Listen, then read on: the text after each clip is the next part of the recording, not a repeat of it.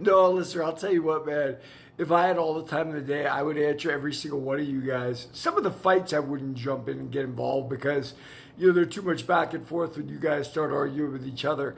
But I thought you brought up a really interesting point. John Silva was the guy who beat Bryce Mitchell, right?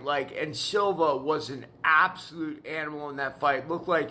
He made Bryce Mitchell look like a novice, much like I got made to look yesterday in Brazilian Jiu-Jitsu in the morning. But listen, that's the way fighting is. Some days you're the bug, and some days you're the windshield. It's just how things roll out, and it depends on styles, depends on timing, depends on your feeling, depends on your opponent's feeling. There's too many factors to actually say. Now, the Brazilian nerds are actually a really cool thing to bring up. Cal Borello is a real powerful middleweight guy that I think is, a step away from the title shot. Now, Paredes, who was, a Muay Thai guy, lost pretty convincingly to Ian Gary, and that was the first time one of the fighting nerds, at least one of the men fighting nerds, had lost.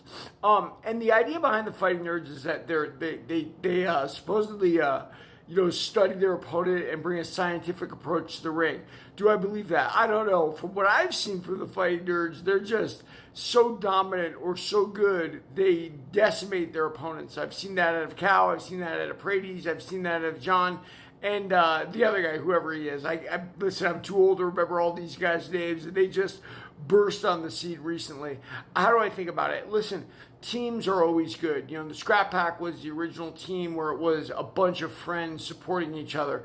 If that's indeed what this is, and that's what it looks like, that's a good thing. It can give you strength. It can give you power. You talk yourselves into things. Now, forget about the fact that the Scrap Pack now is like just a gang, a bunch of guys who bring 30 people there and get all tough, or if they're in Thailand and they feel like they're outnumbered and they're off their own turf, they get scared and leave. But those are all basic human factors. That's human emotions, human behavior, and whatnot.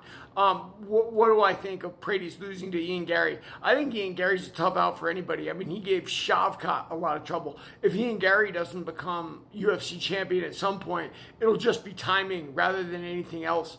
John Silva, he's on his way to becoming UFC champion as well. Cal Borello, I don't know, man. He's got Hazmat in the way, and he's got Dricus du Plessis in the way, obviously. And those are two guys I would not want my way when I'm trying to accomplish something. So, to answer your question, listener, no, I'm very interested in the subject you brought up, John Silva, and I'm very interested in the fighting nerds. It's just, I got to work, and I got to train, and there's only so many times in the day I can do these. But yeah, thanks for chiming in, brother, and read my book, Warrior of the Light.